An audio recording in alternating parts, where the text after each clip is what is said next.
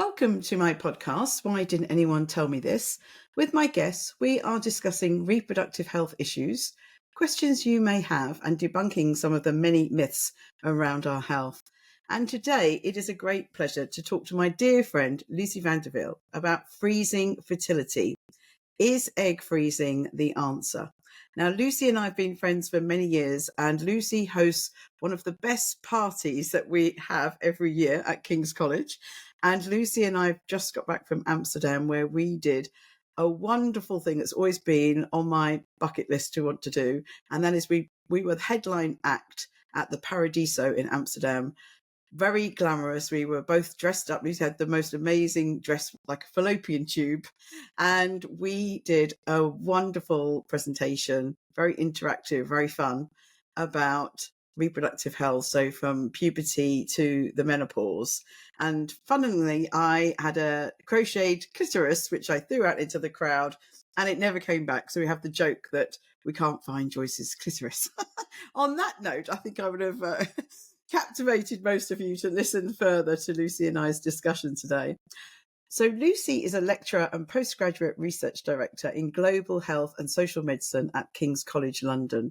She has founded and is chair of the reproduction research group at King's, and her research focuses on the introduction of new reproductive technologies such as egg freezing, time-lapse embryo imaging, and pre-implantation genetic testing for aneuploidy. So you can see we have many similarities. She explores how these technologies give insight into broader developments within the sector, including the datafication of reproduction and the financialization of fertility. She also researches telemedical abortion in the post-Roe landscape, and she has published an open access book on egg freezing with New York University Press titled Freezing Fertility, Oocyte Preservation and the Gender Politics of Aging. So Freezing Fertility has inspired a feature documentary called Freezing Fertility. Welcome, Lucy. Hello. Hi, Joyce. So good to be here with you, and real pleasure to be part of this wonderful series. Thank you so much. So yes, this is a mini series about motherhood, and it's an absolute pleasure to do the first episode dedicated to freezing our fertility. So Lucy, can I start by asking you about your career and why you wanted to work in the field of reproductive sociology? Yes. So I think it started after I finished my master's degree, and I was working in Paris in UNESCO, thinking about whether or not I wanted to do a PhD. And previously, I felt like I was always working on projects that didn't deeply touch me. And I felt that if I was going to do a PhD, which would be a significant amount of time, I wanted to do it on something that I actually cared about. So I figured what I cared about was women, feminism, embodiment, and then questions of cultural difference, which in my education I'd often focused on gender, race, sexuality, disability, and so on. But I felt that aging was actually also a really important cultural difference that I was experiencing myself, because like everyone else, we grow older every year, but also because I have a lot of intergenerational friendships. And I noticed how our experiences and ideas about aging were so important about how we lived in the world. So I wanted to explore that more. So initially, I wanted to write a PhD about menopause and about the cultural history and politics of menopause. But as I was talking about this topic with a couple of my friends, I was living in Amsterdam at the time, there was one of my friends who was freezing her eggs. And she did that to preserve her fertility. And she wanted to do that in the Netherlands. This was, I think, 2010 or something. But it wasn't allowed in the Netherlands. So she went to her GP and she asked about the different options and, you know, her situation. She was in her mid-30s at the time. And she was like, well, I'd like to have a child, but sometime in the future, I'd like to have a partner first. And I'm single at the moment. But then she was told that she wasn't allowed to freeze her eggs in the Netherlands. So she then traveled to Belgium and froze her eggs there. And she made a documentary about her journey. And when I heard that, I thought it was really interesting, because all those topics that I was interested in relation to menopause also came up in relation to egg freezing, the questions of gender, of aging, but also the relation to the state, the relation to market relations. Um, and I was really quite surprised because I grew up in the Netherlands, I'm Dutch, and we are often known to be a country in which a lot of things are quite, permissive. So that we have legalized sex work, we have legalized marijuana. So I was quite surprised that the question of the reproductive choice of freezing your eggs was so contentious that that wasn't allowed. It was allowed for women with a cancer diagnosis, but not for circumventing age-related infertility. So then I decided to work on that topic, and to a degree, I still do. Fantastic. And it's always great to have a personal reason of something that's led you into a particular field. Before we go into more details about egg freezing, you do some really other interesting research as well on different topics. One thing that I've always loved that you do is talk about the financialization of fertility treatment, which is quite related actually to egg freezing as well. Um, Yeah, could you tell us a little bit more about some of these topics that you've been working on? sure. So, so yeah, when I started working on egg freezing, I started off from this place where the regulation was really the limiting factor. So, um, being in the Netherlands, where the government at the time we had a Christian cabinet was saying this is unnatural, women shouldn't have children later, and so on. But as I kept working on the topic, there was also another pressure of the market that was really important in relation to egg freezing, but also more broadly in relation to assisted reproduction. So the question of women not being told you can't freeze your egg, but rather you should freeze your eggs, was much more prevalent in other national contexts. And that's particularly where the IVF sector was much more privatized than it is in the Dutch context. And so I got quite interested in the sort of interplay between, on the one hand, I like the places where the sort of feminist position isn't very clear. It's not a straightforward case. If you don't give women the opportunity to make these choices, that's not necessarily in their best interest. But on the other hand, if you create a situation in which the choices that women made are very commercialized and influenced by financial interests, that's also problematic in other ways. So I was interested in that tension. And then moving on from only egg freezing, there are many aspects of the IVF sector that are to a degree influenced by different financial motivations. And the extent to which that is the case is the subject of much discussion. And I enjoy speaking with medical people or with business people or with regulators in the field to see how they feel about this, because there's such a variety of opinions and experiences. But what I find really interesting in my work, and one of the reasons why I love doing the work that I do now, is to look at these sort of more invisible structures that are underlying the IVF sector that maybe are not immediately obvious to patients or to people interested in reproduction. Um, so that also means questions about how are clinics financed, what different kind of investment trends exist in the sector, how are new technological trends developing, what kind of research is funded and what research is not funded, um, how are technologies introduced and what kind of politics are part of that introduction, how do people negotiate the difference between patients making choices about their decisions and doctors making those choices? How do people relate to marketing and online information about treatment choices? All these different aspects exist within a social as well as a market context. And I think it's really important to look at the relations of power and the relations of capital that are underlying the very intimate decisions that we make about our bodies and our reproduction. Thank you. And I'm so glad you're doing this work, because we've just come back, as we said, from Amsterdam. We were at a conference there, the biggest fertility conference in the world. It's called ESHRA, and we Yeah.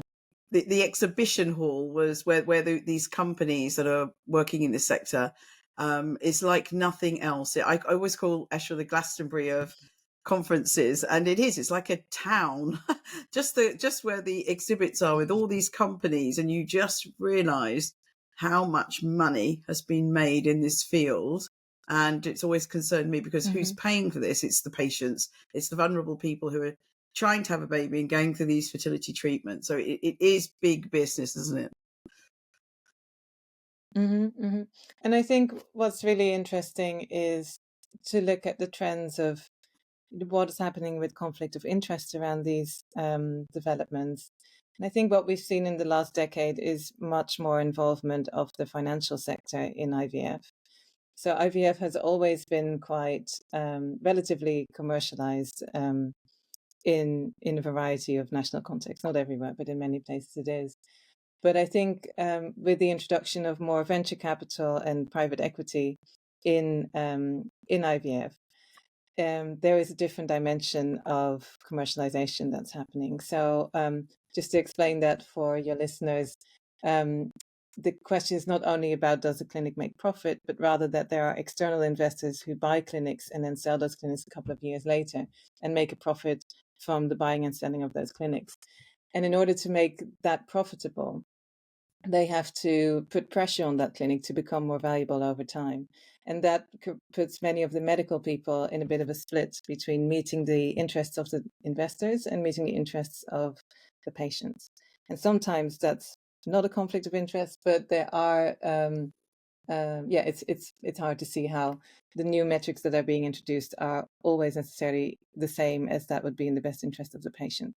So whether it is about, what kind of treatment is being recommended, about how when people stop treatment, about the introduction of new technologies, Joyce and I have worked a lot on add-on technologies, or whether it's just about how communication is organized, how much time doctors have per patient, those elements are all influenced by, how a sector is organized and how clinics are organized. So I think it's interesting to explore that. Yes, it really is. And so we're now going to go on to egg freezing. And the reason why you've been talking about IVF is because the patient needs to go through, or the woman needs to go through the IVF procedure to generate the eggs for egg freezing. So, or get them into the lab. So tell us what is egg freezing and how does the process work? So, egg freezing is the technology in which you remove the eggs from a woman's body and then freeze the eggs in liquid nitrogen and then thaw the eggs once, the woman decides that she would like to fertilize those eggs, and then attempt to create a pregnancy and a live birth with those eggs. In order to get the eggs out of the woman, you need to first undergo some ovarian stimulation, or in fact, you would often start with some examination of your body to see, what does your cycle look like? Are you ovulating at all? How many follicles are developing each month? And then based on that, your doctor and treating medical personnel will create a plan for you to see how long should you stimulate your cycle. For some women, it's necessary to down-regulate the cycle. So that means that you kind of stop your menstrual cycle and then start it up again.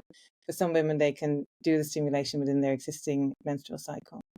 And so that means that you have to inject yourself, usually in your tummy, with some hormones that are follicle stimulating hormones. So they create, normally you would ovulate 1 or maybe 2 eggs a month, but this creates a stimulation of your ovaries that you have several follicles or several eggs that develop within one cycle.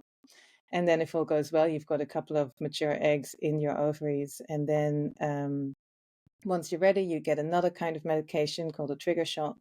And then within 1 or 2 days after, you go and have your surgery. And the surgery entails that you basically get a kind of dildo in your vagina that has a big hollow needle that goes through the vaginal wall into your belly that finds the ovaries. And then they use ultrasound to find the follicles that have developed. And then they suck the contents of the follicles out to get the eggs out of your ovaries. And then those eggs are treated and then frozen. So it varies a lot with different women, whether or not they respond to the hormones, how many eggs develop, how many eggs the doctors are able to extract from the ovaries. Then they look at the eggs. Sometimes eggs can be necrotized, sometimes eggs can be immature. But if they're mature and they look healthy, they can be frozen. And then when you thaw the eggs, usually not all the eggs survive. So there's a selection of eggs that survives the freezing. And then if you try to fertilize them, then you have to add some sperm. And then the resulting embryos, if they're fertilized, go into the incubator, and after 3 to 5 days, depending on your clinic and the protocol, they then get implanted into your womb, and that can create a pregnancy. So you've made that very clear. It's not an easy procedure to go through. It's basically Yeah. almost all of the IVF procedure that you'd go through if you were having fertility treatment. I haven't had my eggs frozen, but I have been through IVF. And sorry, it is really tough. It's a tough process to go through. Before we go into a bit more detail, can I ask you why would women want to freeze their eggs? What's the main reasons women would do this? Well, the main reason is that women who freeze their eggs are not in a situation to have children at present, but they think that they might want to have children in the future. And that can be for a variety of reasons. So it may be that women have a diagnosis or undergoing treatment that prevents them from having the possibility of having children at present. It may also be that women just don't feel ready. It's not a good time in their lives. They would like to have a partner, or they would like to have more stability in their lives, or they're just not ready for other reasons. And so egg freezing increases the chances of having a successful IVF cycle at a later point in your life, because as you age, the quality of your eggs decreases. And so if you were to do IVF at a much later age, you have a lower success rate. Um, so so it's basically an alternative to doing IVF at a later age, depending on what age you would like to conceive. Now, in reality, a lot of women don't know when they would like to have children or when those conditions occur. And a lot of women experience a sense of tension around reproductive aging. So they feel like, oh, I would like to have children, but not right now. I would like to have children, but um, I'm single, or I'm just going through a very difficult personal situation, or I'm going through a difficult um, professional situation, or I need to care for my parents, or I don't have a stable house or income, and so on.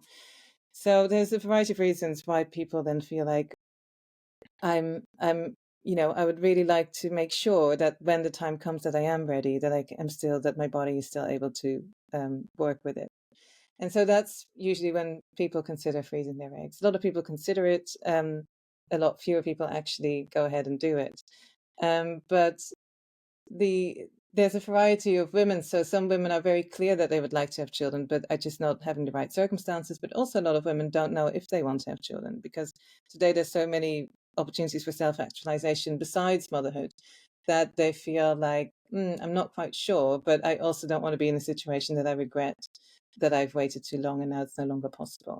So there's also a contingent of women who do it just to keep their options open, and anything in between. I was certainly in that situation. Sorry, I became single at 32. My partner wasn't ready to have kids then, and he had children much later. If egg freezing had been around, I also always wonder whether it would have been easier for me to have waited for him to be ready, but it wasn't around. And then being single at 32, again, if egg freezing had been around, I would have then frozen my eggs and taken the pressure off Yeah. me to try and find a partner as quickly as I could. Got obviously biological clock ticking. Can you just briefly mention that there are women that are having some treatments such as chemo radiotherapy who also want to use egg freezing to protect their fertility? Can you just tell us a bit about their situation? Yeah.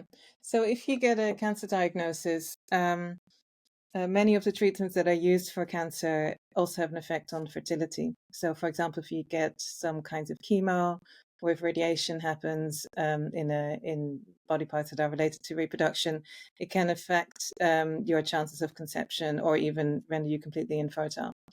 And for those women who would like to have children, or to leave the options open to make that choice later in life, egg freezing can be a way of mitigating that. There's also an option of ovarian tissue cryopreservation, because egg freezing, as we just discussed, is also quite invasive, and it takes time. So for some women who get a diagnosis, they have to be treated quickly, or the use of hormones could be detrimental to to their overall health. So sometimes women then freeze their eggs, sometimes they get part of their ovaries removed, which contain immature eggs as well. So those are also options. And that also means that, a lot of people who are going through the shock of a cancer diagnosis also have to go through quite a lot of reflection on their reproductive choices, their reproductive futures, their romantic and relational and family intentions, and that adds to the very difficult situation of getting that kind of diagnosis and making treatment decisions. But it also offers opportunities that otherwise wouldn't be there. And another aspect that we can discuss more later, but that's particularly poignant in that situation, is that whenever you freeze your eggs, you also have to decide what happens with your eggs in case you don't survive. And that's another set of questions that come up around egg freezing. So it's great that the option is there, but I know from the people around me who've had a cancer diagnosis that it's also really difficult to make those choices and to weigh up your own treatment against the possibility of fertility preservation. Now, Yeah, one thing is that in many countries it's covered by insurance, but not in all countries and not in all contexts. So for some women, the additional conflict around it is financial, but in many places you do have it covered. And one other group to mention is also transgender people, so trans men who have ovaries and undergo gender conforming treatment or go through transition can get a reduction in fertility. It doesn't mean that they necessarily become infertile. So you, if you are in, have sexual relations that could create a pregnancy and you don't want it, you still need to pay attention to that and use anything you might want to use to avoid that.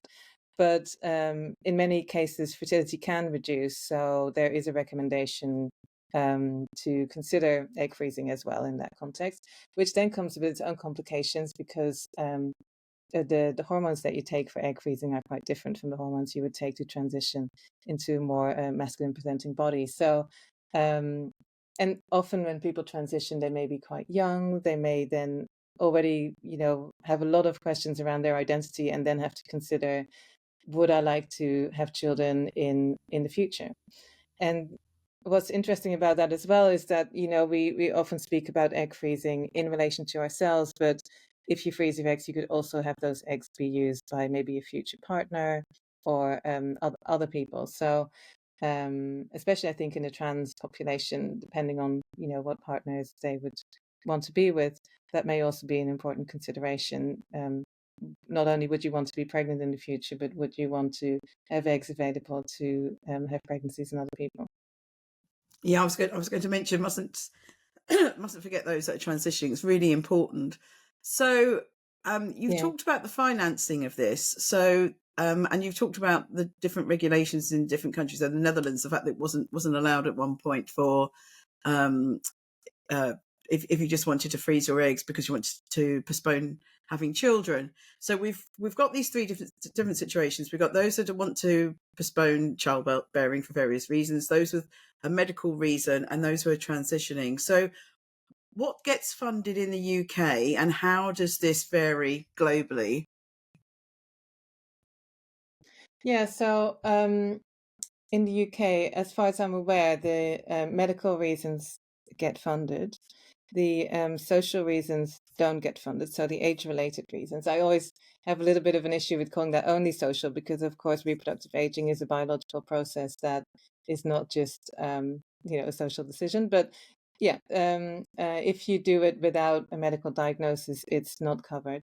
I don't know, to be honest, what the situation is for people who are undergoing medical transition with a transgender diagnosis. I don't know if you know, but I do Yeah. know that there's very long waiting lists and it's very hard to access transgender or gender conforming care at the moment. So even if it is covered by the IVF, by the NHS, it will still result in a lot of people missing out because they cannot access the care in the first place. Do you know, Joyce?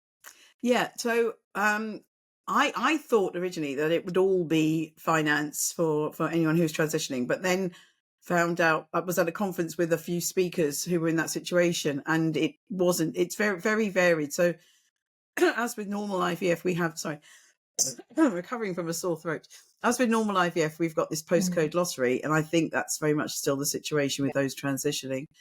Also, some clinics will not contemplate egg freezing if anyone's already been taking testosterone, but there are other clinics who don't have that rule. And to be honest, we don't really know the effects of long-term testosterone on the potential eggs that are still in the ovary. So there are different rules at different clinics, but as you say, probably long waiting lists, and if someone's transitioning, that's not something that they really want on their agenda. So I think that in the UK, we're really just funding for sure those that are having such as chemo or radiotherapy. But obviously in different countries, we've got different rules. Can you tell us about some others? So for example, France. Yeah.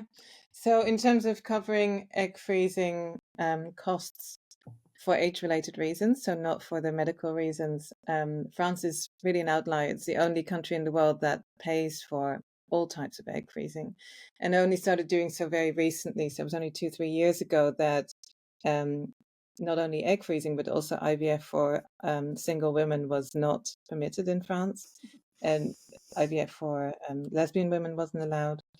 And they have looked at those rules again and said, okay, no, we do see the point that would be, create lots of people missing out and creating discriminatory situations.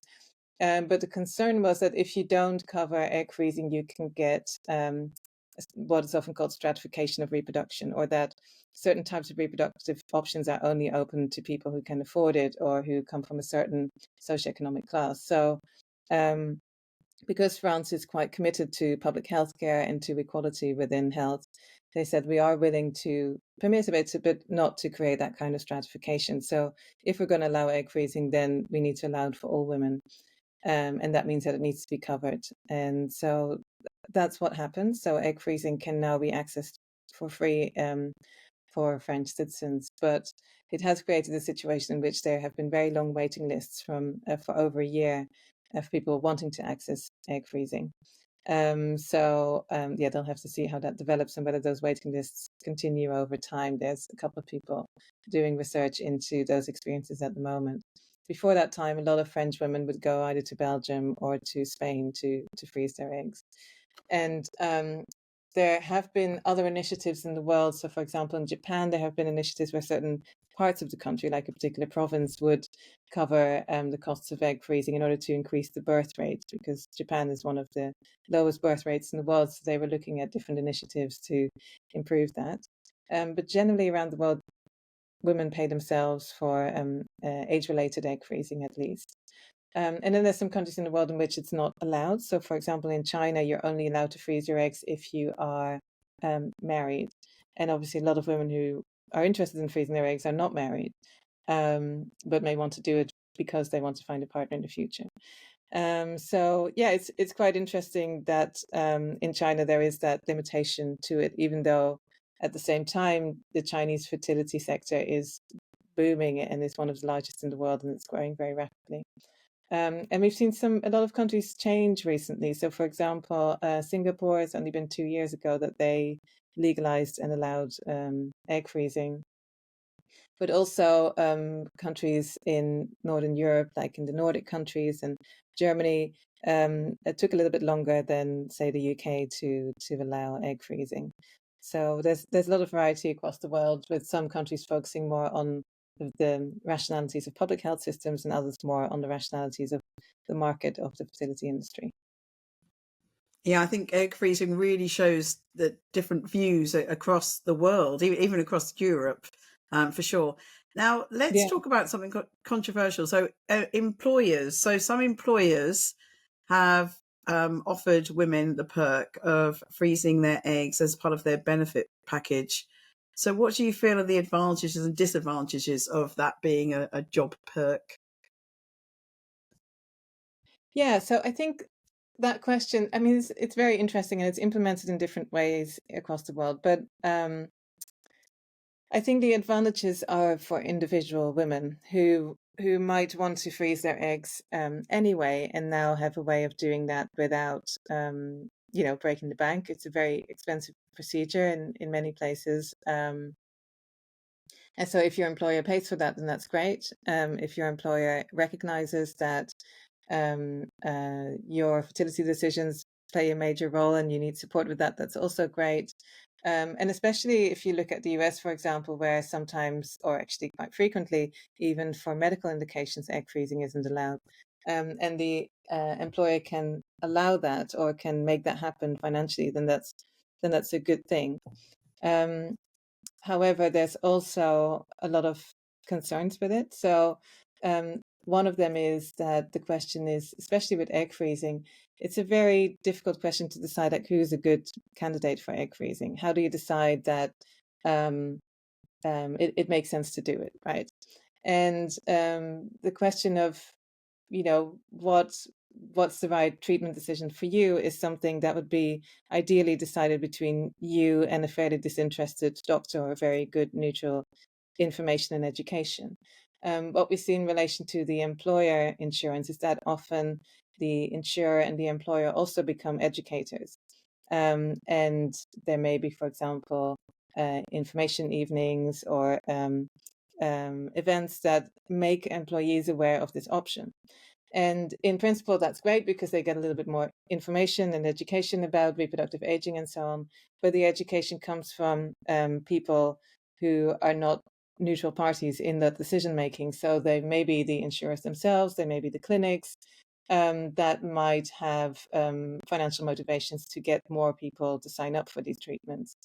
And again, that goes both ways. It's great if people wanted to do it anyway, or wanted to, it's right for them that they can access it, but it's not great if people are over medicalized and that their normal reproductive aging is made into a problem, that they are unnecessarily fearful about their fertility, or that they're being encouraged to freeze their eggs at a very young age, at which it's very hard to determine whether it's going to be helpful for them to freeze their eggs because they don't know what their lives will be like in 5 years' time, when they would still be perfectly capable of conceiving, presumably without assistance. But the bigger issues really are also at a more structural level, because a lot of this is coming from the US, and the US has a healthcare system that is reliant to a large degree on employer-based health insurance. And in many other countries, including the UK, but also across Europe, there are other types of health insurance, whether it's the NHS or national health insurance, that guarantees coverage of basic healthcare, that is not reliant on your employment, and that's not reliant on the particular type of work that you do. So if you have an employer-based healthcare system, you have an inherent inequality because not everybody is employed and not everybody's employed by the same employer. So just like in the UK, you have the issue with the postcode lottery, that what kind of treatment you have access to depends on where you live. If you rely too much on employer-based reproductive healthcare insurance, it really depends on who you work for, what kind of job you do for that employer, whether or not you can access certain reproductive options. And so what's happening with this kind of, they call it like fertility benefits or fertility perks outside of the US, is that you're kind of introducing that system and the accompanying inequalities in another context in which you normally would have much more egalitarian forms of arranging and paying for reproductive health care. And so I think that it's sort of introducing insurance and health inequalities through the back door. And so while for individual women that would be great, structurally for women and for anyone really, that creates a model that I don't think is in line with health equity. So that would be my main concerns. And then lastly, I would say that at a more abstract level, it really shifts the power relations between the insurer, the employer, the clinic, and the employee. So as an employee, there's also a question of like, to what extent do you want to discuss your reproductive decision making with your employer? To what extent do you want that possibility to be contingent on your labor decisions about where you work or what kind of work you do? But also, if the insurers that do fertility insurance in the US have become incredibly powerful, they're listed on the stock market, they're some of the largest fertility companies now, and they have a huge influence on clinics, on what treatments is covered and what isn't covered, but they also often function as an intermediary that educates patients, that becomes the first point of contact rather than the clinic, in order to make treatment decisions, in order to manage the emotional upheaval of the treatment. So it's about more than just giving money. It's about changing the language. It's about changing the power relations. And all of those affect women quite intimately, as well as men. Yeah, so certainly, certainly a lot to take on board there. Do you know in the UK how much would one cycle of egg freezing sort of roughly cost? It does vary, I'm sure, between clinics, but on an average. On average, I think you're looking at between £3,500 to £5,000, £6,000. It depends. Sometimes there's more affordable options, but they often come with limitations. So you have to be in a certain age bracket. You have to have a certain AMH level. So the hormone levels have to be in a favorable bracket. You have to have a certain BMI. So you shouldn't be too heavy or too light to to qualify for the cheaper programs. So the cheaper programs would be around 3,500. And that's only by certain clinics. And then in other clinics, you will often be more towards 4, 5, £6,000. That's only for the treatment. So often additional costs are more testing and consultations that happen beforehand. So you often start with, a antral follicle count test. So having some ultrasounds, having some hormone tests. Many of the hormone tests can be 50 to £100 each. So if you need a couple of those, you are set back a couple £100. If the scan can be a couple £100. So keep in mind that besides the egg freezing cost, the testing costs can be significant. And then after the egg freezing, you have storage costs. They're usually between £300 and £400 a year. So if you want to freeze your eggs for 10 years, for example, you can, add another 3,000-4,000 to that. And then the question, if you want to use the eggs, you have to pay for the thawing, the fertilization, the implantation. So basically the IVF cycle. And so sometimes, and for that reason, the egg freezing cycle becomes more expensive than if you were to do IVF straight away, because you basically pay for the cycles in two halves, but they each cost more than half of what you would pay if you did IVF. So it's a pricey business, and that also makes it less accessible for people who don't have that money at hand. There are lenders, but as with all lenders, lending comes with interests and with risks, and often ends up with a situation people who can afford it less having to pay more for it. But yeah, that's an option. And then the other option is egg sharing. So there's also the possibility that you donate some of your frozen eggs and that you keep some for yourself. And in that way, you either wouldn't have to pay or get a discounted cycle. So, but that does come with the complication of considering how would you feel if, you are the genetic parent of children out there with your eggs, and the added complication that maybe it won't work for you, but it might work for other people. So you might have only genetic children that you never get to meet and that aren't your children. When for many women who start egg freezing or fertility preservation, they have at least a potential interest in parenthood and becoming pregnant in the future. So those are difficult considerations. They are. So we've established it's difficult to actually physically go through. There's a lot to go through with the injections and the collecting the eggs. We've discussed the cost, but the $1 million question is, if you freeze your eggs and you then decide to use them in the future, is it a guarantee that you're going to have a baby, or what is actually the success rate from egg freezing? Yeah, and that's there's a number of studies of different clinics who present their success rates. And a lot of it depends on when you freeze your eggs. So as with regular IVF, or even, if you try to get pregnant or conceive with penis and vagina sex or self-insemination, a lot of it depends on how old you are. So it's a bit stratified according to age. And we've seen that so far, the average age of women freezing their eggs is around 37. So the success rates reflect that relatively older age. And then there's a lot of different steps. So as I mentioned before, an egg actually resulting in a live birth is one of the measures, but there's first the eggs have to survive the freezing and thawing. So you see in one of the most recent studies at a major and well-regarded hospital in the UK, there's about a 75 to 80% survival rate after the freezing. Then those eggs have to be fertilized, so a percentage of those get fertilized.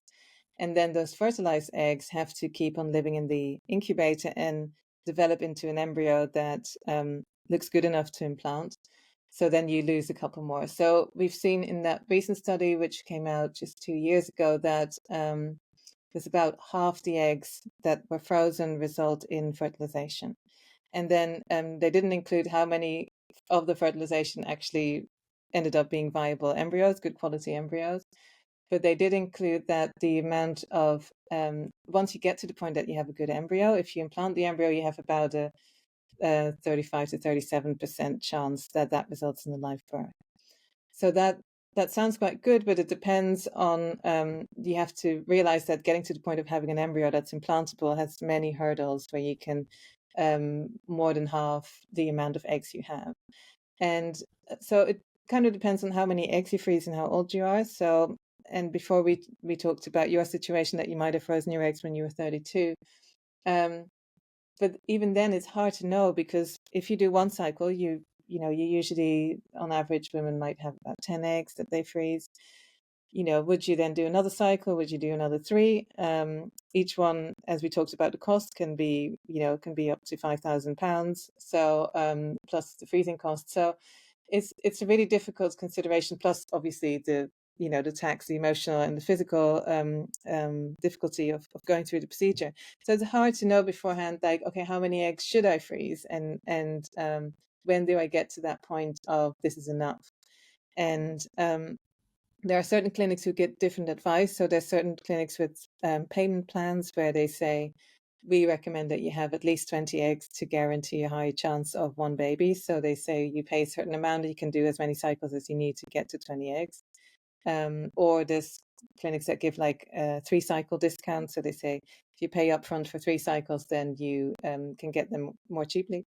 But yeah, at the end, it's a gamble. You don't know, because also you don't know whether the eggs are going to fertilize. These are all averages, but you might find that you have loads of eggs that fertilize, you have loads of eggs, but only 2 fertilize. You just don't know. And that's the difficulty of egg freezing, because sometimes it's presented as, oh, we can stop the biological clock, or you have a fertility insurance, but you won't know until the point that you're actually ready to use the eggs, whether they're going to work. And the alternative to egg freezing that gives a little bit more certainty in that respect would be embryo freezing. But embryo freezing is, again, a lot more expensive than egg freezing, because you also have to pay for fertilization. But also, you obviously have to decide where the sperm comes from. And if that's a donor, then there's less legal risk. But if that's a partner, then the partner also has a say in whether those embryos then become available to you when you need them.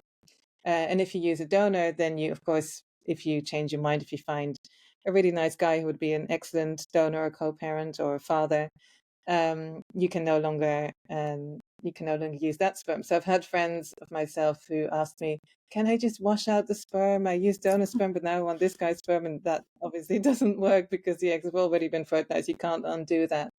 So, and that makes egg freezing so interesting from a social point of view, because at each juncture, you come up with these questions. They seem like straightforward biological questions, where they say, oh, you should freeze your eggs young because it's, higher quality. But it comes with these questions of, what risks do you take? How do you navigate these uncertainties? How do you feel about your relational life? What does motherhood mean to you? Who would you want to make a family with? What does the role of father mean in the lives that you imagine for your children? All those big questions come up in these particular clinical decisions. Yeah, we discussed some of those in the last podcast with Mel, who runs the Stalker Night, and she talked about her experience of solo motherhood. Now, the data actually shows that not many women are coming back to use their frozen egg. So it's very hard for us to give accurate data on how successful it is, because really relatively few people have come back. So why do you think so few women are coming back to use them? Yeah, I mean, I think a lot of women freeze their eggs in a way to respond to a predicament that they are facing, where they feel like this is one part of my life where I can't do it. You can do it by yourself. You can become a solo mother. But if women don't want that or aren't ready for that, or they don't want to have children at that point in their lives, it can feel like, oh, I know that reproductive aging exists, but I don't know what to do about it because I can't have a child or I don't want to have a child right now. And so that can create a lot of tension and uncertainty and pressure, especially for women who are dating or who would like to have children at that point but can't do it. So it's often also a psychological effect of feeling like, okay, I've done what I could now. I know it's not perfect. I know it's not a guarantee, but it's better than nothing. And I feel like I've taken some action. I feel like I've done something. And I think that can also make egg freezing a helpful procedure, even if you don't use those eggs, that you feel like, okay, I've done what I could do in my situation, and I can make peace with that, whatever the outcome is. The reason why people don't use them is because they decide that they don't want to have children, after all, because they already find that they can get pregnant in other ways. They didn't need the eggs. A lot of women do get pregnant at older ages. And with older, I mean, in their late 30s, in their early 40s, it does happen. It's a lower chance, especially if you go through IVF. But still, if you were to be exposed to sperm in your reproductive system on a regular basis, there's still a very high chance that you do get pregnant at later ages as well. So so they may not need it in that respect. They may have children in other ways, like they could become step parents, they could adopt.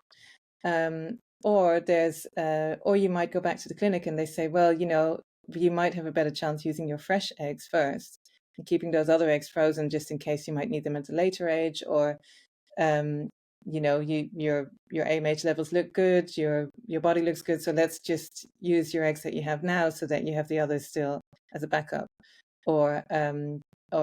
So there are also cases where women do go back to the clinic to use them, and they're advised to, rather than use the frozen eggs, undergo an IVF cycle at that point in their life.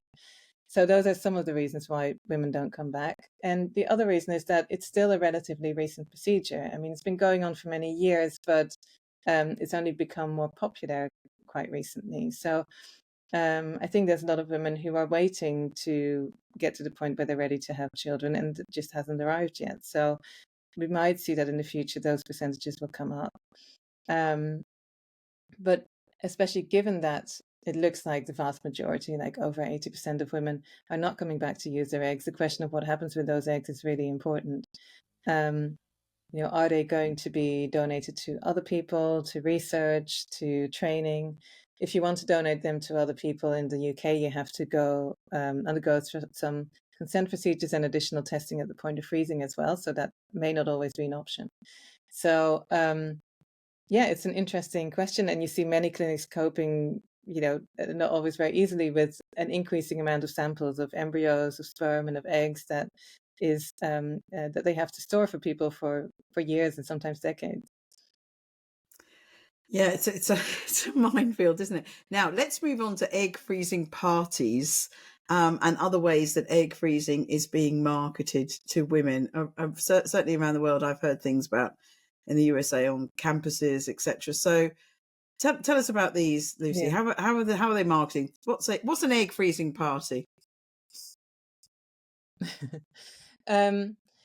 Well, you have egg freezing parties primarily in the US, where there are a lot of new types of clinics that are often created with those kind of investments that I mentioned earlier. So private equity investments is when they buy existing clinics and increase the value of them, often by increasing the amount of patients that come to that clinic.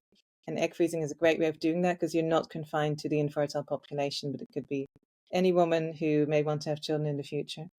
But also through venture capital. So that means sort of small startup companies that are getting capital in order to grow from scratch. And so there's a couple of companies that have started really with a particular focus on increasing egg freezing. And what some companies and some clinics are doing is really focusing on acquainting more women with the option of freezing their eggs, and doing so in a way that's quite different from the way in which IVF is marketed, which is really has a big focus on babies, has a big focus on it being much more of a clinical procedure, or sort of a clinical context, in which people encounter when they're already feeling a bit disappointed, where they go like, oh, I thought I would conceive, but it's not happening. Whereas for egg freezing, it's often presented with a very different story about empowerment and saying you can take control of this thing that you don't have control over. And you are not ill, but you can come here to basically have a form of self-improvement and self-care. It can be presented as. So you see some clinics presenting themselves much more with a sort of spa-like aesthetic, with pastel colors and with the friendly aesthetics that seem to create a different that aim to create a different level of comfort in potential patients. With the aim of reaching out, there's a lot of digital marketing. So there's a lot of use of social media. There's a lot of online content around educating / marketing this option to women. But also there's particularly because the large majority of women freezing their eggs are in their late 30s. They're often women who have a high income, so they can afford this. They're often women who are in urban contexts. So you see those parties often happening in quite corporate contexts, in which the sort of the women that they see could be potential patients are encouraged to come after work to get some free cocktails. There's often some alcohol involved, and then listen to a story in which, basic marketing techniques in which you create a problem and then offer a solution. Of course, the problem is not entirely pre-created, but there are ways of framing biological information in a way that makes the idea of egg freezing a logical solution. And that's also particularly in the context of fertility insurance through employers, that the employers can create, well, whether they're parties or information sessions, it overlaps a little bit. And then there's also some companies that create, for example, marketing by offering free fertility testing. So they offer a free AMH test. So that's a hormone that you can look at in your blood. So you give some blood, and then they look at the results of that. And it's not a very accurate predictor of whether or not you can get pregnant. It's more a predictor for how much hormones you would have to take in an IVF cycle. I mean, of course, if you have no AMH at all, it would indicate some trouble, but it's hard to gauge what a more average result would entail exactly. But with the AMH, it can be framed as an indication for egg freezing. So if it's high, the suggestion is, now you have to take advantage of the fact that it's so high, you're at your peak. And if it's low, they say, oh, it's already decreasing, so you better hurry up because it's, you're on the decline. So it can become a very personalized and, in that sense, very persuasive tactic for encouraging people with all outcomes, really, as candidates for egg freezing. And that's where you get into the issue of medicalization, and to what extent is it a good idea to encourage a very large group of women to undergo quite an invasive and very expensive procedure, especially for women who maybe want to do it but can't afford it, or women who otherwise, still have quite a bit of time left, but feel concerned. So the level of anxiety and concern that I hear in some of the younger generations now is one that I did not experience when I was in my early or mid 20s. And also that's linked to, some of my students having told me that they, at their career fairs in their universities, have seen advertisements for egg freezing if they chose a certain career path, like if they want to be a doctor or a lawyer or so on, that they should consider freezing their eggs. And yeah, I think that sort of whole scale expansion of, invasive assisted reproduction for many people is something that we can question, especially if the motivation seems to be also financial. Yeah. So, as you said, the fertility test, whatever your result is, the bottom line is, why don't you freeze your eggs? And I've discussed that in detail on previous podcasts with Dr. Tessa Kopp, who's done a lot of research around MH testing, has just published a latest paper on this, and also talked to Tim Child about AMH testing. So the medicalization of women's health and the exploitation of women is really, I get very, very upset about it. And as you said about these egg freezing parties, they're very glossy. I don't think they'll be telling women in the narrative that we've talked about today about the problems of actually going through the procedure, the low success rate, and the cost of egg freezing, which is something that I don't think they'll be emphasizing at all. Now, I've heard you talk before about some stories of individuals who have undergone egg freezing that were quite controversial. Would you like to share one or two of those?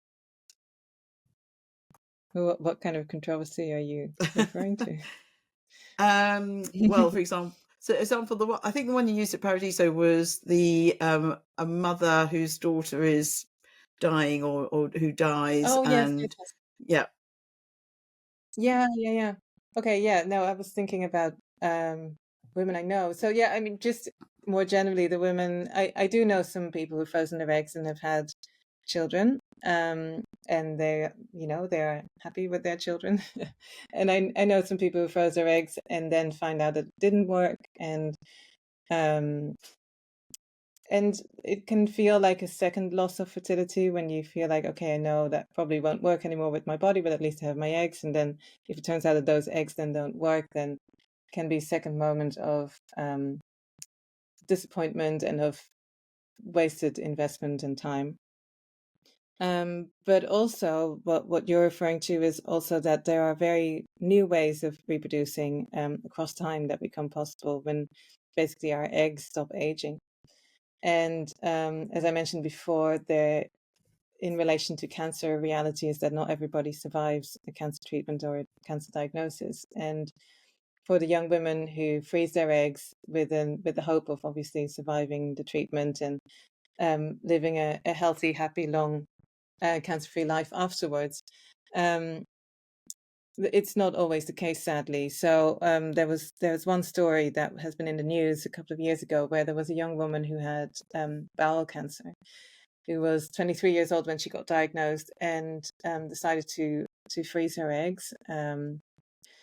And she had a couple of eggs frozen, and her treatment and her illness continued another 5 years, and she passed away when she was 28.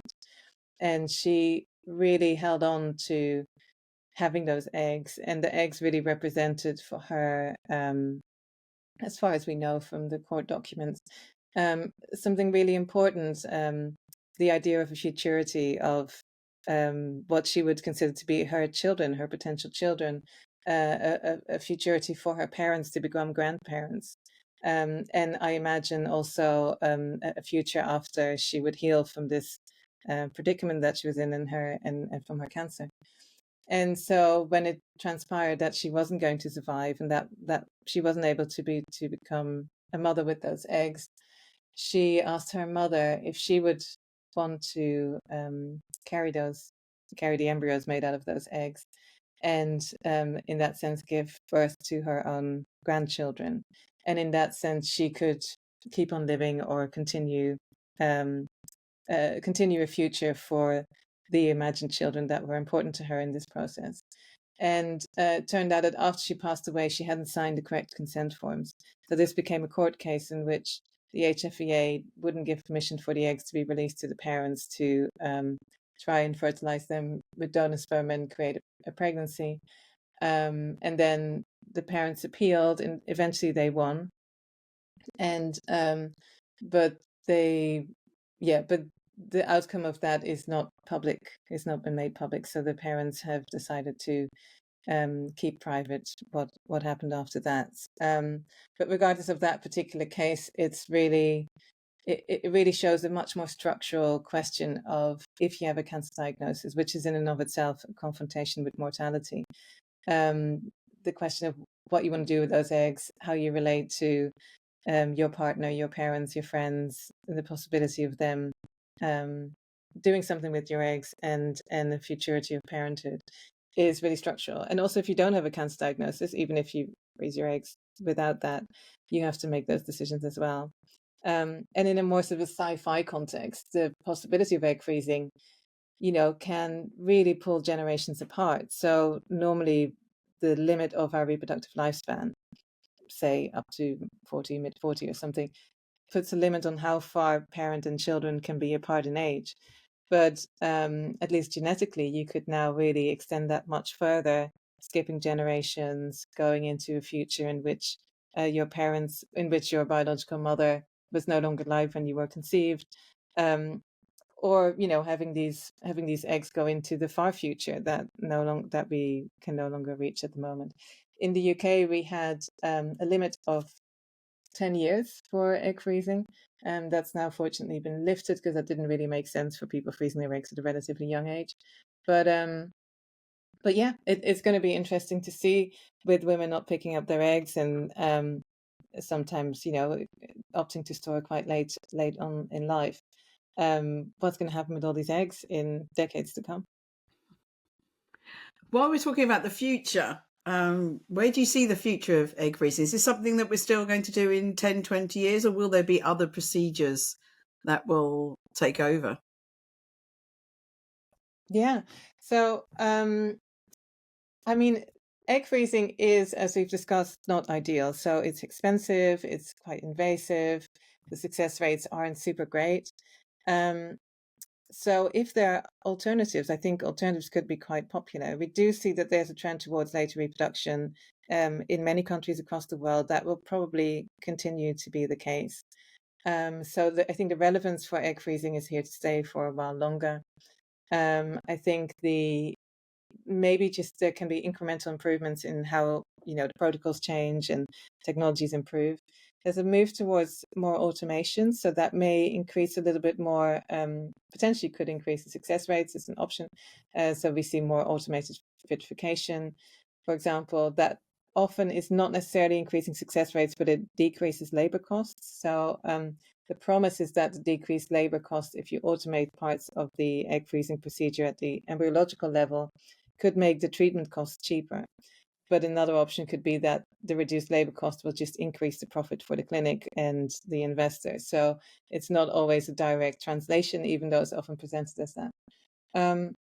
In terms of technological innovations, we can look at different areas. So one might be pharmaceuticals. So there is some research and development that people are looking at whether there can be pharmaceutical options to delay reproductive aging.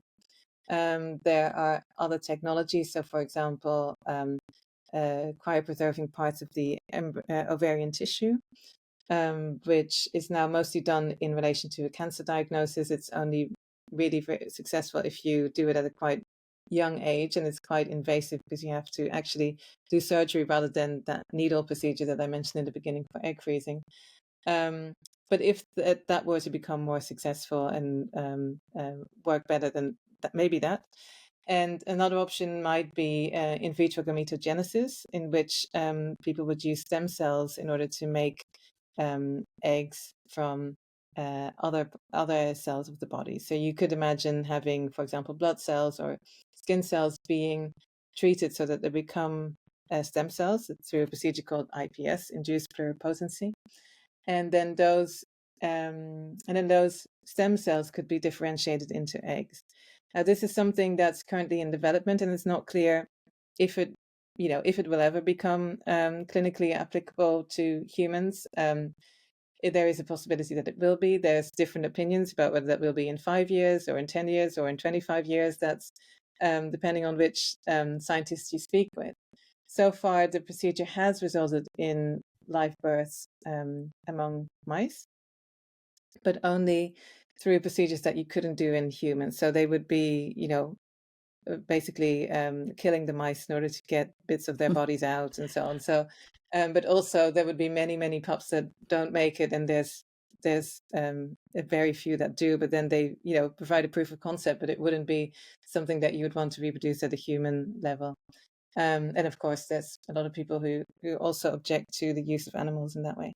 But hypothetically, if it was to become possible that IVG and vitro gametogenesis was something that could provide eggs in the future, that would dramatically change what reproduction would be, because it would be decoupled from age. You could potentially use much older cells in your body and reduce them or make them into stem cells again. But it could also really change the question of gender, because if it's possible to make eggs out of stem cells as well as sperm out of stem cells, then you don't necessarily need to start with a human, with a male or a female cell to begin with. I mean, this is hypothetical. Maybe you do. They're now looking at sort of epigenetic um,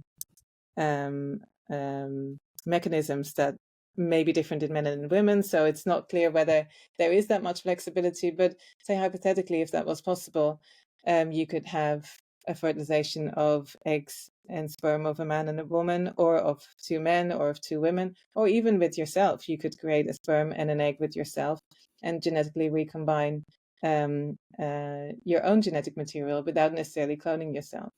And then but just looking at cloning kind of reminds us that even if something's technologically possible, it doesn't mean it's going to be clinically implemented, because we've been able to clone humans for a while, but it hasn't really happened because there's a global moratorium on the idea. There's a lot of objection to the idea of cloning humans, so that's not happening, even though we could technically do it. Similarly, it's possible to genetically modify embryos, but that's also not being done. I mean, the twins have been born in China, but there's a huge controversy, and it doesn't really, it's not something that has been globally accepted as an acceptable technology. And I think IVG would be far more radically different from reproduction than either cloning or germline modification. So even if, say, it was possible in 10, 15 years, it really depends, just as we see with egg freezing, how different countries or even globally we think about what's ethically acceptable, and how do we want to reproduce. And then one last thing about that is also that at the moment, human reproduction is quite limited. And that's a good thing, because we don't want people to have like 30, 40 children that they can't take care of. But if you could make embryos at scale with these technologies, and say you could use cells to make 10,000 embryos, that would totally change the meaning of an embryo. If you could then, say, genetically screen all those embryos, it would totally change how you select for what kind of pregnancies you would create in people. And that all comes with all those inequalities, but also new types of responsibilities and agency related to that. We'll have to see whether it's going to happen or not. At the moment, it's not in as far as I know, in within reach to have both the technological and the societal and the regulatory and the commercial dimensions in place. That would be something that people would be like, oh, I'll just wait a couple of years and do that instead. There's a lot of hurdles before that would be implemented, if at all. But it is a possibility that people are looking at, and that there is a lot of investment going into that too. Yeah, money. We're back to that again. Now, we do like talking about myths on this podcast. So, are there myths about egg freezing that you hear? Myths. Well, I mean, I think the myths might be a little bit those marketing slogans like you can stop the biological clock, you can reverse your reproductive age with it. That is not the case. You have limited success rates. You basically buy a chance that you otherwise wouldn't have. But that's not ideal, and that you might end up you're likely to never end up using. So it's not an insurance. But I think we've made that clear, and I think a lot of women are becoming more aware of that at the moment. I think there are some cultural myths that play a role that become expressed in relation to egg freezing. So if you look at the Chinese context, for example, I had a PhD student at Cambridge who worked on egg freezing in China, and her name is Jianchan Shen, and she found that a lot of doctors had concerns with doing egg freezing with unmarried women because they were worried about their virginity.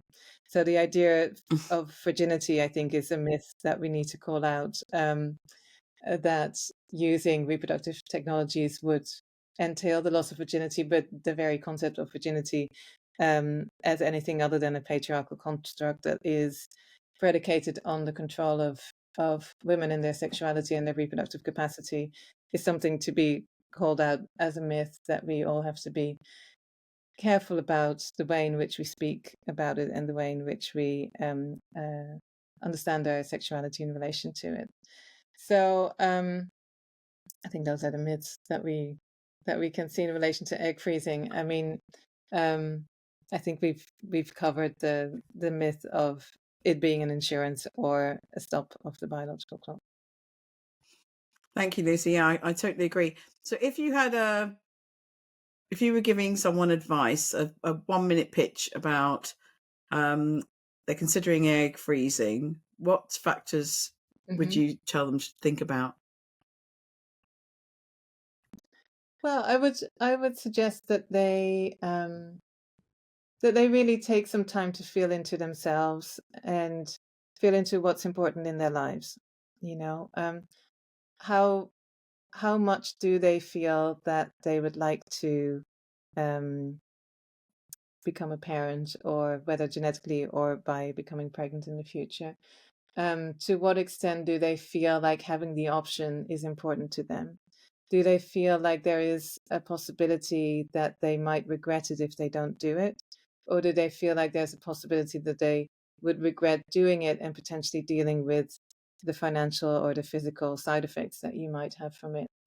I think there's something to consider about age. I would think if somebody came to me who was very young, and with very young I mean more in their 20s, I would say it's very hard to predict where your life will be at in 5 or 10 years, and you're likely to still have a good chance of reproducing without assistance, unless there's any kind of physical issue that you already are aware of. So if you do it really early on, you might end up paying a lot of money in storage fees, and you might find that you would have children at 28, 30, 32 anyway. So you've gone through that for nothing, and you've sort of over medicalized yourself. If you're a little bit older, say in your early to mid 30s, you may be at a situation where you know whether a little bit more about what your relational situation is, what your partner's position is, whether or not you would like to have children. So yeah, considering those relational aspects. And then I would really look at what kind of clinic would you like to work with? Do you prefer going to a private clinic, to a hospital? Where do you get your information? Do you get it from the clinic website, or do you get it from Joyce's Fertility Education Initiative, or from online forums or advertisements, or commercial testing facilities, or do you get it from scientific articles? So really try and find the most trustworthy and, in a sense, neutral / objective information. There's issues with neutrality and objectivity. That's kind of a myth in and of itself, but there are different degrees of it. So try to be informed in a way that is as free of conflict of interest as possible. And then if you do spend your money, look at where you spend it. Spend it potentially in clinics that have an ethos that you agree with. And go to some information evenings and look at how a clinic feels, and see if you get along with the people there. And I would also say, for some people, it's a really intense procedure, but for some people, it's really not, and we see that on average, the women undergoing egg freezing report fewer side effects, less psychological distress, probably because they're not coming from a place of having tried for several years and being frustrated. But for some people, it can be very empowering and exciting. And so really taking care of your mental health through it as well. And sometimes for some women describe that they feel like a failure when they do it, that they feel like, I wish that at this time I would have had a partner, that I would have had a child, and now I'm here in this clinic, and what am I doing? And to really, what I find really helpful is kind of self-parenting, where you think about, if I was my own supportive parent, what would I now say to myself? And to really think about, like, how can you feel positive about your body, about the choices you make, whether or not you freeze your eggs, whether or not you become a mother. That really focus on why you are worthwhile and interesting and special, regardless of these decisions. And then financially, look at the different payment plans and options that are available to you, and discuss it with the people around you, your friends. You might find other people are likely thinking similar things, and it can be helpful to have a support group around you. I would also be wary of, if you have a partner, whether male or female, but especially male, that they don't think that egg freezing is a guarantee, because sometimes people say, like you were saying, Joyce, like, oh, my partner wasn't ready, so if I'd frozen my eggs, maybe I would have waited. And that's perfectly fine if you want to wait as well. But if you're kind of ready and your partner isn't, and then the issue is shelved because you've frozen your eggs, make them really aware of the fact that it is possible that the eggs don't work. In fact, it's likely that the eggs won't work. So it's not something that kind of takes the issue of that off the table. And it would be a shame if you made the decisions on the basis of a premise that isn't correct. So that would be my advice, and try to do what you can to counteract the anxiety that is part of this discourse inherently, and try to feel excited and loving about your body, whatever the outcome. That's amazing. Thank you, Lucy. That's really fantastic. Right, we've had enough of egg freezing. We're just going to finish with the final questions that I ask all my guests. So this is, I'm very obsessed with happiness. What makes you happy, Lucy, and where is your happy place?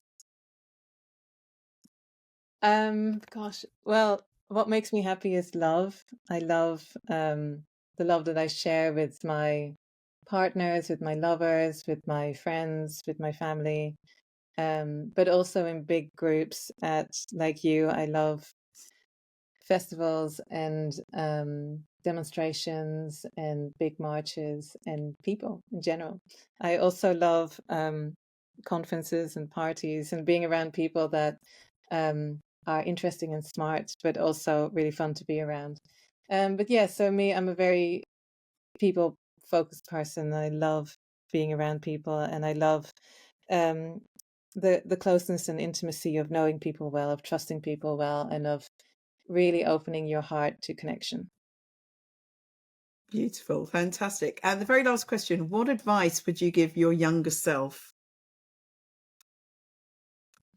I think I wouldn't give my younger self any advice. I feel like my younger self has made all the decisions I would have made, and I feel like I have compassion and respect for those decisions at, as they were taken at the time. And so I wouldn't I wouldn't give any particular advice to do things differently.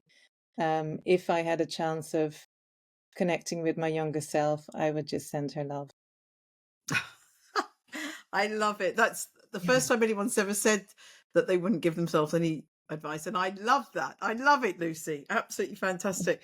Lucy, thank you. That has been such a comprehensive discussion about egg freezing. So I think if any woman's thinking of it, or if anyone's just curious, I think we've had a really great discussion and have got some really, I think we covered all the important information about egg freezing. So, Lucy, thank you very much. It's been really a wonderful podcast. Thank you.